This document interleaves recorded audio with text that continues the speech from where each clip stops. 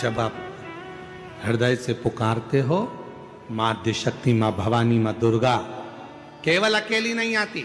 लोग कहते हैं नवरात्रि में 9 दिन तक माता की ज्योत लगाओ, देवी जी की ज्योत जल रही है। लोग कहते हैं कि नवरात्रि में माता जी की ज्योत लगाओ, केवल ज्योति जल रही है। ना ना, हम माता के मंदिर में, हम अपने घर के अंदर देवी की ज्योत क्यों जलाते हैं? उसका कारण एक होता है कि माता तो मूर्ति के रूप में विराजमान है, माता तो जवारे के रूप में विराजमान है, माता तो स्वरूप के रूप में विराजमान है, माता तो फोटो के रूप में विराजमान है। पर ज्योत जगाने का मतलब यह होता है कि जो ज्योति है वो शंकर का प्रतिबिंब स्वरूप है। और मां के सामने जब ज्योत जलाई जाती है तो शिव और शक्ति उसी स्थान पर आकर विराजमान हो जाते हैं, जिसको ज्योतिर्लिंग का प्रतिबिंब स्वरूप भी कहा जाता है।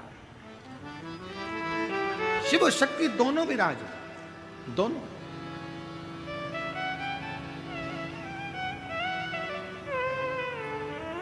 इसीलिए शायद दुष्टों का संहार करने के लिए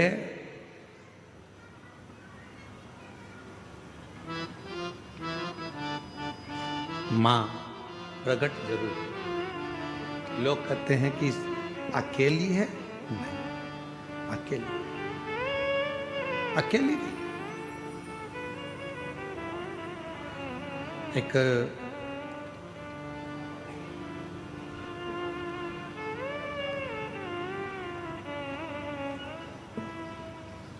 आप लोगों के स्मरण में है कि नहीं हमको नहीं मालूम, पर 2 माता ऐसी है, 2 जगत जननी ऐसी है कि दुनिया का कोई भी व्यक्ति कितना भी टोना कर दे, चाहे दुनिया का कोई भी व्यक्ति कितनी भी विद्या कर दे, चाहे दुनिया का कोई भी तांत्रिक, कोई विद्या करने वाला तुम्हारे ऊपर कितनी भी विद्या कर दे, 2 देवी ऐसी है जो उस टोना को, उस विद्या को पलट देती है। और यह हम नहीं कह रहे हैं, देवी भागवत कह रही है। देवी भागवत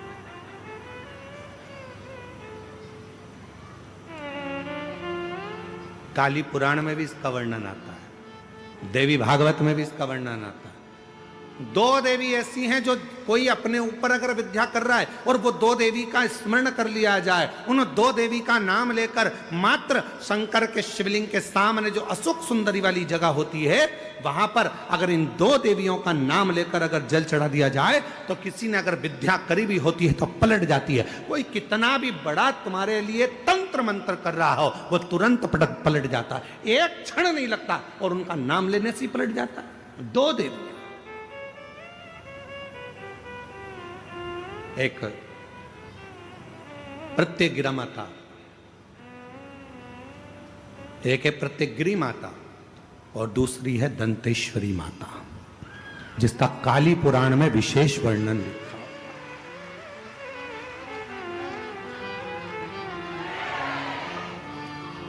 जिसका देवी भागवत में वर्णन आता है। और महाराज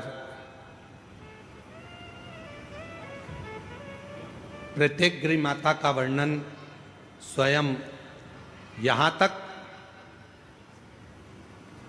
प्रत्यग्रा माता का वर्णन यहां तक अथर्व वेद में भी प्रत्यग्री माता का वर्णन और दंतेश्वरी माता का स्मरण यहां तक अथर्व वेद में भी वर्णित किया गया प्रत्यग्री माता का। काली पुराण में तो है, देवी भागवत में भी है। ये जो 2 देवियां हैं, एक प्रत्यग्री माता और दूसरी, जम के बोलो, दंतेश्वरी माता। ये 2 माता ऐसी हैं, अगर भगवान शंकर का ये शिवलिंग है, ये जलाधारी है, माता पार्वती जी का हस्तकमल, और यहां सामने एक मोटी सी लाइन होती है अशोक सुंदरी का स्थान, इधर गणेश जी, इधर कार्तिकेय जी। जब हम दक्षिण में खड़े होकर, उत्तर में मुख कर कर, यहां खड़े होकर जब हम शिवलिंग पर जल चढ़ाते हैं और अपने जल के पात्र को थोड़ा सा आगे बढ़ाकर हम इस स्थान पर, अशोक सुंदरी के स्थान पर, इस यहां खड़े होकर जल चढ़ाते समय इस स्थान पर अपने पानी के लोटे को आगे बढ़ाते हैं और जल को यहां गिराते हैं। प्रत्येक गिरी माता का नाम लेकर या मां दंतेश्वरी का नाम लेकर जब हम चढ़ाते हैं, आज दिन भर में अगर कोई ने भी हमारे ऊपर विद्या करी होती है, वो 2 मिनट के अंदर वो कटकर गिर जाती है और कोई असर नहीं हो पाता। 2 मां, एक मां दंतेश्वरी, एक प्रत्येकगिरी। कौन है ये प्रत्येकगिरी माता? तो शिव महापुराण में बड़ा सुंदर वर्णन आया कि जब हिरण्यकशिपु ने बहुत तप करा, बहुत तप,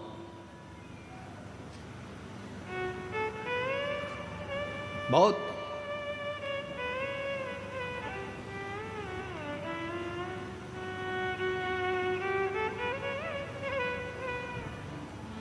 मेरा निवेदन है आस्था चैनल वालों से, कथा लाइव चल रही है, उनसे हम निवेदन करेंगे कि आपके पास में दंतेश्वरी माता का फोटो हो तो आस्था चैनल वाले अवश्य दिखाते रहें बीच बीच में जहाँ कथा चल रही है। और प्रत्येकगिरी माता का अगर फोटो हो तो सिंह का मुंह होगा माँ का, स्त्री का शरीर होगा माँ का, और बड़े बड़े दंत होंगे उनके, प्रत्येकगिरी माता के। अगर वो भी चित्र हो तो अवश्य जहाँ कथा चल रही है तो लोगों को मालूम पड़े कि प्रत्येकगिरी माता कौन सी है, दंतेश्वरी माता कौन सी है, उनका स्वरूप का दर्शन अवश्य करें।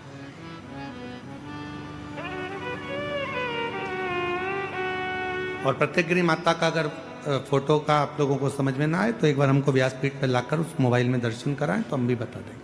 प्रत्येकगिरी माता 2 माता ऐसी है। काली पुराण के अंतर्गत, देवी भागवत के अंतर्गत, हमारे वेदों के अंतर्गत 2 माताओं का क्रम बड़ा विचित्र। तो हम अभी जो कथा को प्रारंभ कर रहे हैं तो प्रत्येकगिरी से प्रारंभ कर रहे हैं और इसको लेकर जाएंगे दंतेश्वरी माता तक। मां दंतेश्वरी महाराज,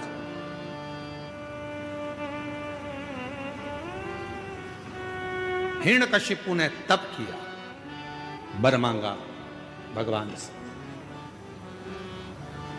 वर प्राप्त किया। ना नीचे मरूं, ना ऊपर मरूं, ना अंदर मरूं, ना बाहर मरूं,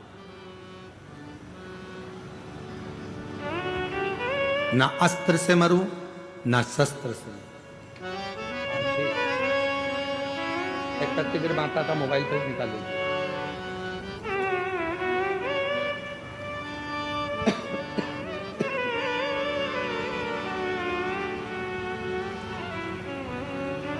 ना अस्त्र से मरूं, ना शस्त्र से मरूं, ना दिन में मरूं, ना रात में मरूं,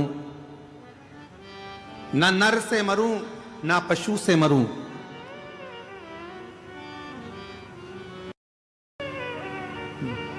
ना ही 12 महीने में मरूं। ये हिरण्यकशिपु ने वर मांगा, वर दिया तथास्तु, ठीक है। और वो वर मिल गया। हिरण्यकशिपु बड़े बहुत प्रबल हो गए। ऐसा वर प्राप्त हो गया कि अब मेरे प्राण नहीं छूटेंगे। ऐसा वर मिल गया मुझको कि अब मैं मरूंगा नहीं। खूब खूब उत्पात हिरण्यकशिपु ने मचाया। घर आया तो पता चला कि मेरी धर्म पत्नी के गर्भ से एक बेटे ने जन्म लिया है जिसका नाम प्रहलाद है, जिसका नाम प्रहलाद का जन्म।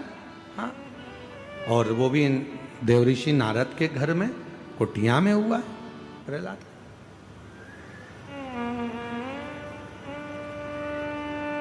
हिरण्यकशिपु प्रहलाद की भक्ति को देखते रहे, क्योंकि प्रहलाद देवऋषि नारद के घर में रहे तो उन्होंने भगवान का भजन सुना, भगवान का स्मरण सुना। और हिरण्यकशिपु की धर्मपत्नी गर्भस्थ थी, जिसको मारने के लिए स्वयं इंद्र लेकर जा रहे थे कि गर्भ में जो बच्चा होगा वो मारना जरूरी है, नहीं तो हिरण्यकशिपु जैसा क्रोधी होगा, वह भी विवाद करने वाला होगा, असुर होगा। तो नारद जी ने उसको छुड़ा लिया था और नारद जी ने उसको इतना ज्ञान दिया था, इतना ज्ञान दिया कि गर्भस्थ बालक भगवान की अविरल भक्ति में डूबने वाला उत्पन्न हुआ। इसलिए हमारे पुराने समय की माताएं कहती हैं कि गर्भ में जब बच्चा रहे उस समय पर रामायण गीता का स्मरण करना चाहिए, गर्भवती नारी को भगवान का भजन करना चाहिए, गर्भवती नारी को भगवत स्मरण करना चाहिए, गर्भवती नारी को भगवान को जल चढ़ाना चाहिए, गर्भवती नारी को अच्छे अच्छे पुराण वेद और शास्त्र श्रवण भी करे और पढ़े भी। पर आज के जमाने में जैसे गर्भ ठेरता है डॉक्टर कह देते हैं बेड रेस्ट, पलंग पर पड़ी रहो दिन भर।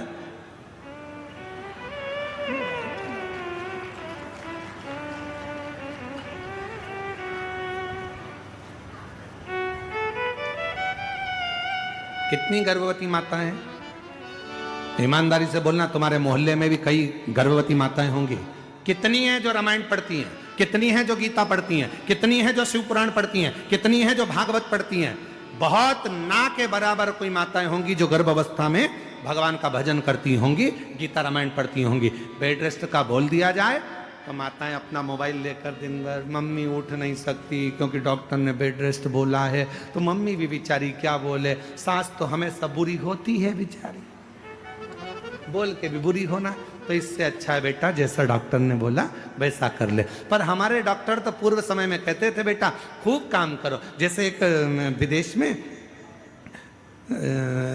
एक संत घूमने गए तो वहां उन्होंने देखा 2 तरह का हॉस्पिटल था। इधर लिखा था कि ऑपरेशन से बच्चे होते हैं और इधर लिखा था नॉर्मल डिलीवरी होती है। अब डॉक्टर को, संत को लगा बताओ गजब का हॉस्पिटल है, एक ही हॉस्पिटल में 2 जगह लिखा है, इधर ऑपरेशन से होते हैं, इधर लिखा है कि नॉर्मल डिलीवरी होती है। तो संत ने पूछा क्यों भैया, ये ऑपरेशन से बच्चा होता है इसका कितना पैसा लगता है? तो उन्होंने कहा इसके लगभग 5 लाख रुपए लगते हैं। अच्छा, और जो ये नॉर्मल डिलीवरी होती है इसका? तो कहा इसके लगभग 20 लाख रुपए लगते हैं। नॉर्मल डिलीवरी के 20, ऑपरेशन से 5, ऐसा क्या है? तो कहे चलो अंदर चलकर दिखाते हैं। तो ऑपरेशन वाले का उन्होंने थिएटर दिखाया, जो भी ऑपरेशन रूम था, इसमें बच्चे को माता के ऑपरेशन कर देते हैं और बच्चे को बाहर निकाल देते हैं। और इसमें एक छोटा सा खेत जमीन दी है, अपनी सब्जी बनाओ, अपनी सब्जी बो, गेहूं है, खूब चक्की चलाओ और चक्की चलाकर बढ़िया आटा बनाओ, अपनी रोटी खुद बनाओ, अच्छे से झाड़ू लगाओ, पोछा लगाओ, अपने घर को साफ रखो और अपने आप तुम्हारा बच्चा हो जाएगा। हमको 20 लाख रुपए दो और अपने घर जाओ। ये 20 लाख। और यही बात जो विदेश में हॉस्पिटल बना है जिसमें 20 लाख रुपए लग रहे हैं और नॉर्मल डिलीवरी हो रही है, तो वही बात हमारे घर की बुजुर्ग माताएं कहती हैं, बेटा थोड़ा काम कर ले, जाता हो जाएगा, अच्छे से बच्चा हो जाएगा, थोड़ी मेहनत कर, थोड़ा परिश्रम कर। अरे मम्मी बेड रेस्ट,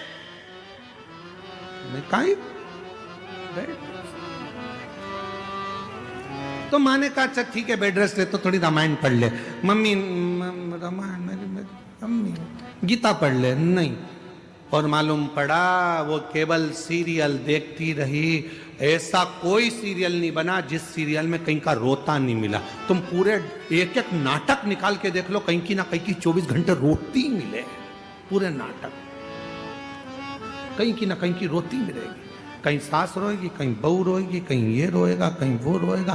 पूरे नाटक में दर्द भरे सीन ही दिखते हैं। इसलिए औलाद भी जो पैदा होती है आज के जमाने में की, वो भी नाटक कंपनी पैदा होती है। नाटक गोदी में रखोगे तो चुप, गोदी से नीचे उतारोगे तो पे पे करे।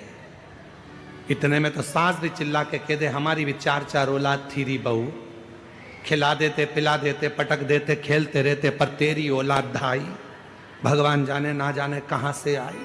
ऐसी औलाद समझ ही नहीं। लोग भी करते, तो पहले नियम था। अब हिरण्यकशिपु की धर्मपत्नी को लेकर चले गए देव ऋषि नारद, और उन्होंने जो उपदेश दिया, हिरण्यकशिपु की पत्नी को समझाना प्रारंभ किया, ज्ञान उपदेश देना प्रारंभ करे और भगवान के भजन गाना जो प्रारंभ करे, तो गर्भ में जो बालक था जन्म लेते ही उसने आह्लाद किया, भगवान के नाम का वर्णन किया, तो उसका नाम प्रहलाद हो गया। प्रहलाद। अब वो भी भगवत भजन में लग गया, वो भी भगवत स्मरण में लग गया, भक्ति में डूब गया।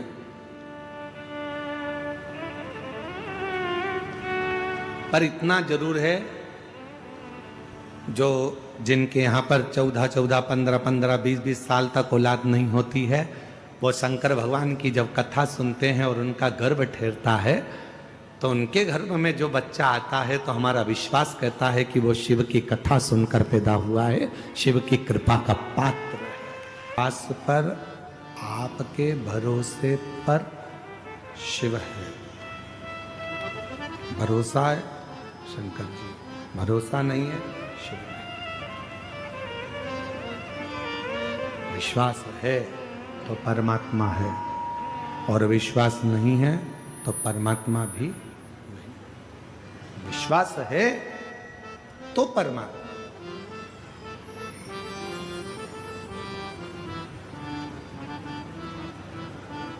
प्रहलाद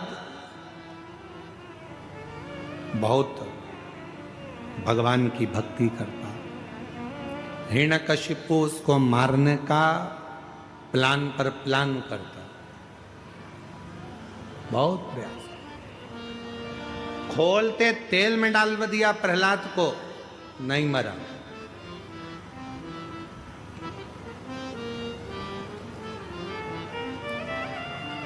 पहाड़ से नीचे पटकवा दिया, नहीं मरा, प्राण नहीं छूटा। अपनी बहन से कह दिया, क्या नाम था प्रहलाद की बुआ का? जम के बोलो, जम के। होलिका, होलिका नहीं था, नाम था डूंडा। क्या नाम था? डूंडा। इसलिए आज भी होली में मोटे मोटे लकड़ी के डूंड जलाए जाते हैं। होलिका कैसे पड़ा? होली का नाम पड़ा कैसे? डूंडा नाम था। प्रहलाद के बारे में सुन रखा था। हिरण्यकशिपु ने आकर कहा, बहन डूंडा, तेरे पास ब्रह्मा जी की दी हुई चादर है, उसको तू अगर ओढ़ कर बैठ गई तो तू जलेगी नहीं। एक काम कर, प्रहलाद को गोदी में लेकर बैठ जा, और जब बैठेगी आग ही चारों तरफ से लगेगी, तेरे ऊपर चादर रहेगी, तू बच जाएगी और प्रहलाद जल जाएगा। डूंडा ने अपने भाई का कहना मान लिया और चादर ओढ़कर बैठ गई। चारों तरफ से आग लग गई। डूंडा को लगा मेरा छोटा सा भतीजा जल जाएगा, क्योंकि वो बुआ थी। बुआ कभी बद्दुआ नहीं देती है, बुआ दुआ देती है। बुआ ने अपनी चादर उतारी, अपने भतीजे पर, प्रहलाद पर डाल दी, खुद जल गई पर अपने भतीजे को बचा लिया। ऐसे